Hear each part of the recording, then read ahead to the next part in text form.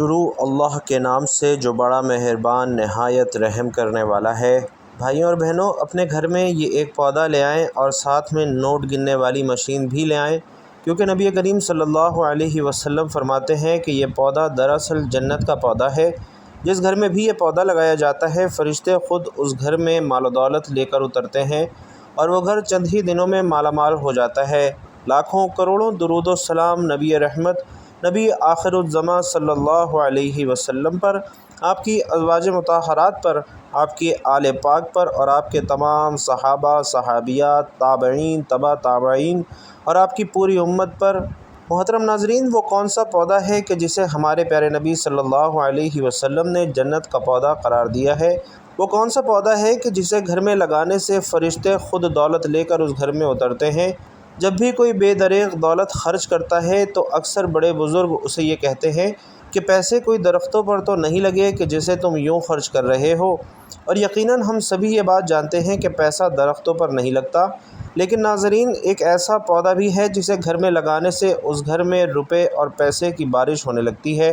یہ پودا کون سا ہے، اس کی صحیح پہچان کیسے ہوگی اور اس پودے کو آپ نے اپنے گھر میں کیسے لگانا ہے؟ یہ سب باتیں بتانے سے پہلے ایک ضروری بات آپ کو بتانا چاہتا ہوں کہ اکثر لوگ ویڈیو کو بھگا بھگا کر دیکھتے ہیں یا ویڈیو کا کچھ حصہ بیچ میں سے چھوڑ دیتے ہیں، جس کے سبب انہیں مکمل بات سمجھ نہیں آتی، یا پھر غم و غصے کا اظہار کرتے ہیں کہ آپ تھوڑی سی بات بتانے میں اتنا وقت لگا دیتے ہیں۔ بھائیوں اور بہنوں، آج یہ باتیں ہم تک ایک بٹن کے کلک پر پہنچ رہی ہیں، لیکن یہی باتیں ہم تک پہنچانے کے لیے اولیاء کرام، صحابہ کرام نے مہینوں کی مسافتیں برداشت کیں۔ ایک ایک روایت، ایک ایک حکایت، ایک ایک حدیث ہم تک پہنچانے کے لیے انہوں نے مہینوں کی مسافتیں طے کی، اور آج ہمارا حال یہ ہے کہ ایک تھوڑی سی بات سننے کے لیے ہم بے چین ہو جاتے ہیں۔ 3 گھنٹے کی فلم ہم موبائل پر دیکھ لیتے ہیں، گھنٹوں بیہودہ ریلز موبائل پر دیکھ لیں گے، لیکن 15-20 منٹ دین کی بات سننے کو ملے گی تو ہمارے ناک منہ بننا شروع ہو جاتے ہیں۔ بھائیوں اور بہنوں، یہ آپ ہی کے فائدے کے لیے باتیں ہیں۔ کچھ فضیلتیں بتانا آپ کو مقصود ہوتا ہے تاکہ عمل کی فضیلت آپ کے دل میں بیٹھ جائے، اس لیے کوشش کیا کریں کہ تھوڑا سا وقت نکال کر یہ باتیں سن لیا کریں، انشاءاللہ آپ ہی کو فائدہ ہوگا۔ تو ناظرین کرام، تصور کریں کہ آپ ایک بیج زمین میں بوتے ہیں اور پھر یہی بیج نہ صرف آپ کی اپنی ضرورت پوری کرتا ہے بلکہ بہت سے انسانوں، پرندوں اور جانوروں کے لیے خوراک یا چارہ بن جاتا ہے۔ اسلام نے شجرکاری کو بالکل ایسے ہی قرآنی اور حدیثی اصولوں کے ساتھ صدقہ جاریہ کے طور پر پیش کیا ہے۔ فرمایا گیا کہ کوئی مسلمان ایسا نہیں جو درخت لگائے یا بیج بوئے یا پھر اس میں سے انسان، پرندے یا جانور کھائیں مگر وہ اس کی طرف سے صدقہ شمار ہوگا۔ اس بیان میں اللہ تعالیٰ نے ہماری زمینی اور سماجی زندگی کو ذاتی نیکی سے جوڑا اور ہمیں بتایا کہ ہماری نیکیاں محض ایک مختصر عمل نہیں بلکہ مسلسل ثواب کا دروازہ بن سکتی ہیں۔ بظاہر ایک انسان اپنی بیوی سے جسمانی سکون اور راحت حاصل کرتا ہے، لیکن دراصل اولاد کی صورت میں اس کا لگایا ہوا بیج جب پھل پھول بن کر تناور درخت بن جاتا ہے تو اس سے نئے بیج نکلتے ہیں اور انسانی معاشرے کے باغ میں نئے نئے درخت کھلتے ہیں جو اس ایک بیج لگانے والے کے لیے صدقہ جاریہ بن جاتے ہیں۔ یہی وجہ ہے کہ دین اسلام میں نیک اور صالح اولاد کو ماں باپ کے انتقال کے بعد بھی باعث اجر و ثواب کہا گیا ہے۔ اسی طرح سے اسلام میں نئے پودے اور درخت وغیرہ لگانے کو بھی ایک خاص مقام اور فضیلت حاصل ہے اور اسے انسان کے لیے صدقہ جاریہ کہا گیا ہے۔ نئے پودے، درخت یا باغات لگانے کو شجرکاری کہا جاتا ہے، اور شجرکاری کی اہمیت کے بارے میں ایک حدیث مبارکہ ایسی بھی ہے جس میں نبی پاک صلی اللہ علیہ وسلم نے فرمایا کہ اگر قیامت قریب آ جائے اور تمہارے ہاتھ میں ایک پودا ہو، اگر لگا سکتے ہو تب بھی اسے ضرور لگا دو۔ تو ناظرین، یہ حدیث ہمیں 2 اہم نکات کی یاد دلاتی ہے۔ ایک تو یہ کہ نیکی کا بہترین وقت وہ ہے جب ہر لمحہ آخری ہو، اور دوسرا یہ کہ اللہ انسانی کوشش کو تب بھی بے نتیجہ نہیں چھوڑے گا جب عین قیامت آنے والی ہوگی، یعنی جب قیامت رونما ہو رہی ہوگی تو اس وقت تو ہر چیز اللہ تعالیٰ کے حکم سے فنا ہو جائے گی۔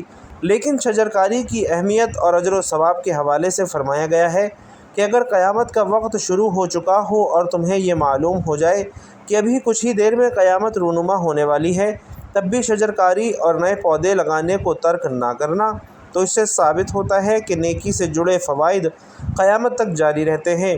آپ جب صرف ایک پودا لگاتے ہیں اور اس کی حفاظت کرتے ہیں تو ہر پھل، ہر پتا یا بیج جو انسان یا جاندار اس سے استفادہ کرتا ہے آپ کے لیے صدقہ جاریہ کا ذریعہ بن جاتا ہے۔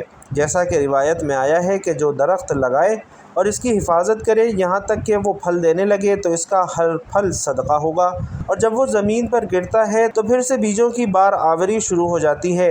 اور اگر کوئی جانور مثلا شیر، بندر یا کوئی بھی دوسرا جانور ایسے درخت سے پھل کھاتا ہے، یا کوئی ایسا انسان درخت سے پھل لے تو وہ بھی اجر کا ذریعہ بنتا ہے، جنہیں نبی پاک صلی اللہ علیہ وسلم نے واضح فرمایا، اور جو چرایا جائے وہ صدقہ ہوگا۔ ناظرین، یہ مزاج اسلامی شریعت کا ماحولیات اور اخلاقیات کے ساتھ گہرا رشتہ ہے۔ حدیث میں واضح حکم بھی آیا ہے کہ جنگلات سے درخت کاٹنا منع ہے۔ جب ایک واقعے میں نبی کریم صلی اللہ علیہ وسلم نے کھجور کے درختوں پر پتھر پھینکنے سے منع کیا اور فرمایا کہ جو گرے اسے اٹھاؤ اور کھاؤ، ظاہر ہے کہ آپ صلی اللہ علیہ وسلم نے درختوں کی حفاظت پر زبردست انکشاف فرمایا۔ اس طرح جب انسان جنگل کٹوانے یا قدرتی وسائل کو ضائع کرنے سے بچاتا ہے، وہ اسلامی پیش رفت میں معاون ہوتا ہے اور خوبصورت انسانی و اخلاقی اقدار کی تعمیر میں اپنا کردار ادا کرتا ہے۔ ایک روایت میں ہے کہ نبی کریم صلی اللہ علیہ وسلم نے ایک کھجور کے درخت کے نیچے نماز ادا کی، اور جب وہ درخت رونے لگا تو آپ صلی اللہ علیہ وسلم نے اسے تسلی دی اور فرمایا، اس کھجور کے رونے سے محسوس ہوتا ہے کہ اس کے پاس علمی تعلیم موجود ہے۔ اس سے پتہ چلتا ہے کہ یہ صرف ایک درخت نہیں بلکہ ایک روحانی شخصیت کی حیثیت ظاہر ہوتی ہے جو علم و اخلاق سے جڑا ہوتا ہے۔ شجرکاری کا ثواب صرف دیدنی یا پھر محسوس کرنے والی خصوصیات میں نہیں ہے بلکہ زبانی عبادات میں بھی مضبوطی کے ساتھ جوڑا جاتا ہے۔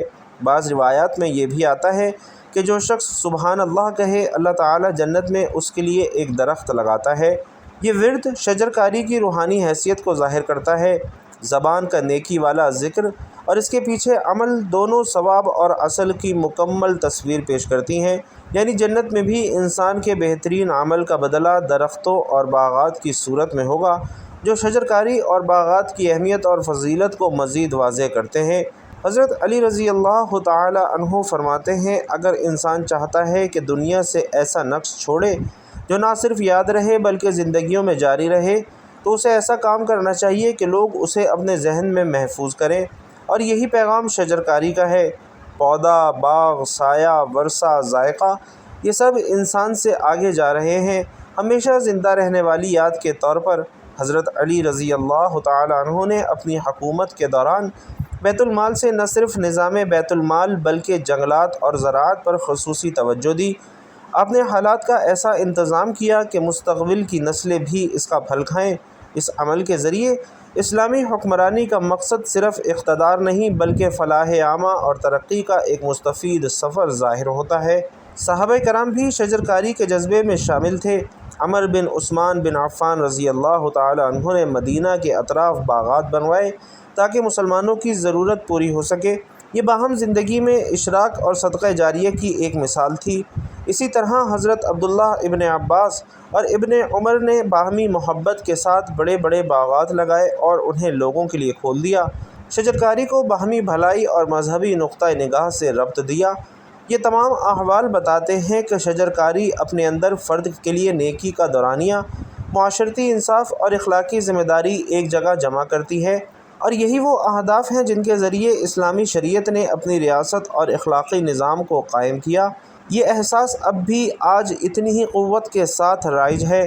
اگر آپ گھر، اسکول، سڑک یا پارک میں کوئی پودا لگائیں تو نہ صرف ماحول محفوظ ہوگا بلکہ وہ اس کے پھل اور خدمات سے معاشرے کو فائدہ پہنچائے گا، اور اس اجر کا مقابلہ آسمان کے فیصلوں میں نہیں کیا جا سکتا۔ اس حقیقت کو جدید سائنس بھی تسلیم کرتی ہے کہ مستقل شجرکاری کے ذریعے ہوا صاف ہوتی ہے، موسمی توازن بحال رہتا ہے اور معاشی زندگی مضبوط ہوتی ہے۔ اسلام نے شجرکاری کو نماز، روزہ یا دیگر عبادات کے برابر ثواب کا حامل سمجھا ہے۔ ہر پودا، ہر پھل، ہر شاخ، ہر سایہ اور ہر سانس میں شجرکاری نے اپنا ثواب مرتب کیا ہے۔ ناظرین، یاد رکھیے کہ درخت لگانے والا لاشعوری طور پر نسلوں کو فائدہ دے رہا ہوتا ہے اور اس کی یاد ہمیشہ زندہ رہتی ہے، اور یہی وجہ تھی کہ حضرت علی نے اپنی خلافت کے دوران بیت المال سے باغات لگوائے، کنواں جات کھدوائے اور زمین کو آباد کیا تاکہ معاشرتی قدروں کا تسلسل قائم رہے۔ ناظرین محترم، آج گرمی اپنی انتہاؤں کو چھو رہی ہے موسم اس قدر شدید اور گرم ہوتا جا رہا ہے کہ ہر سال ہزاروں بلکہ لاکھوں لوگ موسم کی شدت کے سبب متاثر ہوتے ہیں۔ کچھ ایسے ناتواں لوگ ہیں جو اتنی گرمی برداشت نہیں کر پاتے اور جان کی بازی تک ہار جاتے ہیں، تو دوسری جانب بہت سے لوگ شدید گرمی کے سبب بہت سی بیماریوں کا شکار ہو جاتے ہیں۔ یہ وجہ تھی کہ صحابہ کرام نے شجرکاری کو بے حد فروغ دیا۔ انہیں معلوم ہو چکا تھا کہ مسلمانوں کی آنے والی نسلیں صحت مند و تندرست و توانا ہوں گی تو ہی اسلام پھلے اور پھولے گا، اسلامی سلطنت پوری دنیا پر راج کرے گی، اور ان کی یہ انتھک کوششوں کی وجہ سے ان کا یہ خواب حقیقت بن گیا تھا۔ صحابہ کرام نے اس عمل کو زندہ کرنے میں کوئی کسر نہیں چھوڑی۔ یہ بیان اس بات کی دلیل ہے کہ اسلامی معاشرت میں زرعی ترقی کو اولین ترجیح دی گئی ہے۔ ملک و قوم کے لیے پرسود معاشی کوشش کی بجائے ترقیاتی اور معاشرتی ترقی کو فوقیت دی گئی ہے۔ شجرکاری اس ویژن کا مجسم ہے۔ جب لوگ زمین سے کھاتے ہیں اور اس میں برکت محسوس کرتے ہیں تو ان کے ایمان میں بھی بہتری آتی ہے۔ حضرت باقر رضی اللہ تعالیٰ عنہ نے فرمایا کہ شجرکاری مومن کا خزانہ ہے، اور حضرت جعفر صادق رحمۃ اللہ علیہ نے کہا سب سے بہتر مزدوری زراعت ہے۔ ناظرین، یہ تمام روایات واضح کرتی ہیں کہ شجرکاری محض ایک پھل دینے والا عمل نہیں بلکہ شخصیت، معاشرت، اقتصادی ترقی، ماحولیاتی ذمہ داری، روحانی عبادت اور اخروی یادگار سب ایک ساتھ ہوتی ہیں۔ یہ ایک اظہار عمل ہے کہ ہم اللہ کے خلیفہ ہیں، مخلوق کے ذمہ دار ہیں اور آنے والی نسلوں کے لیے رحمت کا ذریعہ ہیں۔ ناظرین، ساون کا مہینہ شروع ہو رہا ہے، اور بزرگوں سے سنا ہے کہ ساون میں سوکھی لکڑی بھی زمین میں لگا دی جائے تو وہ سرسبز ہو جاتی ہے۔ یعنی ساون کا مہینہ ہر قسم کے درخت اور کلمے لگانے کے لیے موزوں ترین وقت ہے، لہٰذا درخت لگانے کی تیاری شروع کر دیجیے تاکہ بڑھتے ہوئے درجہ حرارت پر قابو پایا جا سکے۔ یاد رہے کہ درختوں میں نیم کا درخت 55 ڈگری سینٹی گریڈ تک گرمی اور 10 ڈگری تک سردی برداشت کرنے کی طاقت رکھتا ہے۔ ایک 12 فٹ کا درخت 3 ایئر کنڈیشنرز کے برابر ٹھنڈک پیدا کرتا ہے۔ نیم کا درخت رات کو بھی آکسیجن خارج کرتا ہے۔ درخت زندگی ہیں، درخت ایک قیمتی سرمایہ ہیں، اور چینی ماہرین نے اپنے سالہ سال کے تجربات کی روشنی میں یہ نتیجہ اخذ کیا ہے کہ ایک ایسا پودا ہے کہ جس گھر میں یہ پودا موجود ہو اس گھر میں دولت خود بخود آنا شروع ہو جاتی ہے۔ لہٰذا آج کی ویڈیو میں ایسے ہی کراماتی پودے کے بارے میں بتانے والے ہیں جس کو گھر میں لگانے سے گھر میں دولت کی ریل پیل ہونے لگتی ہے۔ اس کا ذکر قرآن پاک میں بھی ہے، جبکہ ایک حدیث مبارکہ میں بھی اس پودے کا ذکر ملتا ہے۔ نبی کریم صلی اللہ علیہ وسلم کا ارشاد عالی شان ہے کہ یہ پودا جنت کے پودوں میں سے ایک ہے، لیکن عام طور پر جب بھی گھر میں رزق، دولت اور برکت لانے والے پودوں کی بات ہوتی ہے تو احادیث میں ہمیں ایک نہیں بلکہ 2-3 پودوں کا ذکر ملتا ہے۔ ان 3 پودوں میں سے پہلا پودا نیاز بو کا پودا ہے، جسے تلسی کا پودا بھی کہتے ہیں، جبکہ عربی میں اسے ریحان کا پودا بھی کہا جاتا ہے۔ اسی طرح دوسرے پودے کا تعلق بھی تلسی یعنی نیاز بو کے خاندان سے ہی ہے، اور یہ پودینے کا پودا ہے۔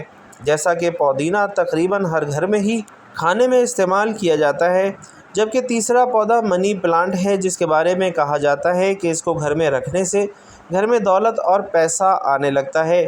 ناظرین، ویسے تو ان تینوں پودوں کے بارے میں ہی یہ مشہور ہے کہ ان کو گھر میں رکھنے سے دولت اور پیسہ گھر میں آنے لگتا ہے، لیکن جان لیجئے کہ اصل میں وہ کون سا پودا ہے اور اسے گھر میں کیسے رکھنا ہے، یعنی کیسے لگانا ہے۔ تو تلسی اور نیاز بو ایک ایسا پودا ہے کہ جس کا ذکر ہمیں قرآن پاک میں اور احادیث میں بھی ملتا ہے۔ قرآن پاک میں ہمیں سورۃ الرحمن کی آیت نمبر 12 اور سورۃ الواقعہ میں نیاز بو یعنی تلسی کے پودے کا ذکر ملتا ہے۔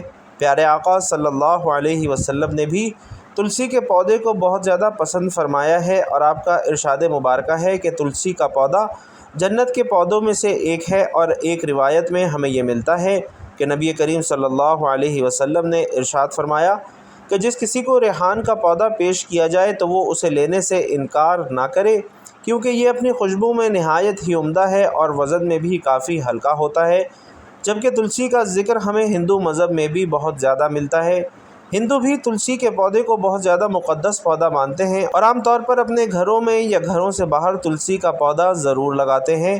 بزرگوں کا بھی تلسی کے پودے کے بارے میں یہی کہنا ہے کہ تلسی کا پودا بہت ہی مبارک پودا ہے، اور جس گھر میں بھی یہ پودا موجود ہوتا ہے اس گھر میں کالا جادو یا کسی بھی قسم کا سفلی علم نہیں چل سکتا۔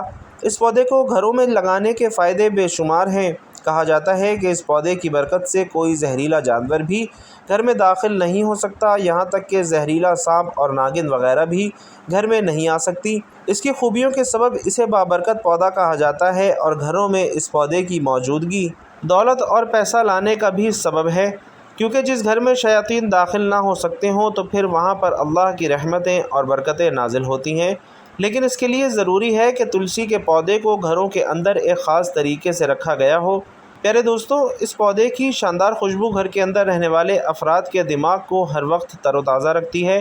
اس کے علاوہ اس پودے کے پتوں کو چبا لینے سے بھی نہ صرف دماغ کو راحت ملتی ہے بلکہ نظام انہضام بھی سکون میسر آتا ہے۔ اس کے ساتھ ہی پودینے کا پودا بھی گھروں کے لیے نہایت ہی برکتوں اور رحمتوں والا پودا ہے۔ اگر کسی کے گھر میں پودوں کی کیاری وغیرہ موجود ہے تو یہ دونوں پودے یعنی تلسی اور پودینے کے پودے اس کیاری میں ضرور لگائیں۔ اگر کیاری نہیں ہے تو تھوڑے بڑے سائز کے گملے لے کر ان میں یہ پودے لگا کر اپنے گھر کے اندر ضرور رکھیں۔ یہ دونوں ہی پودے بآسانی گملوں کے اندر لگائے جا سکتے ہیں، لہٰذا ایک بار ہمارے کہنے پر یہ پودے اپنے گھر میں لگائیں اور کچھ ہی دنوں میں ان کی برکات انشاءاللہ اپنے گھروں کے اندر آپ کو خود بخود محسوس ہونا شروع ہو جائیں گی۔ اس کے علاوہ رزق کی بندش کے لیے روزانہ توبہ اور استغفار ضرور کریں، اور دن میں کم سے کم ایک مرتبہ اپنے گھروں میں قرآن پاک کی تلاوت کو اپنا معمول ضرور بنائیں۔ جن گھروں میں قرآن پاک سال ہر سال غلافوں میں بند پڑے ہوں، وہاں اللہ کی رحمتیں اور برکتیں کیسے اتر سکتی ہیں۔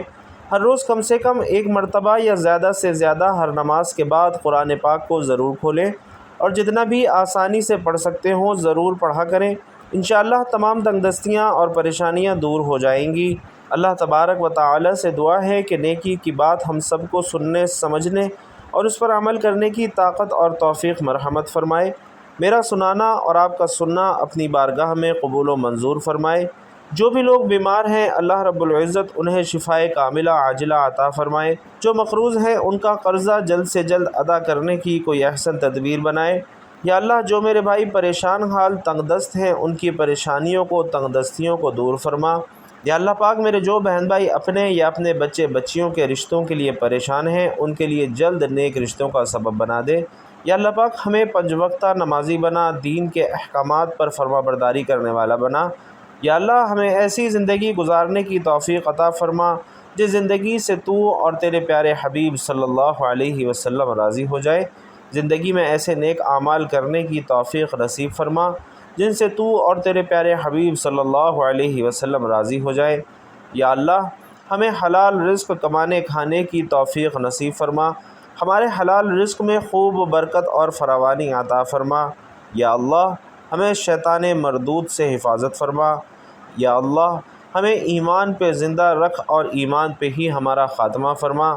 یا اللہ، تیرے پیارے حبیب حضرت محمد مصطفیٰ صلی اللہ علیہ وسلم نے تجھ سے جن جن خیر کی دعائیں کی ہیں ان تمام دعاؤں میں ہمارا بھی حصہ شامل فرما۔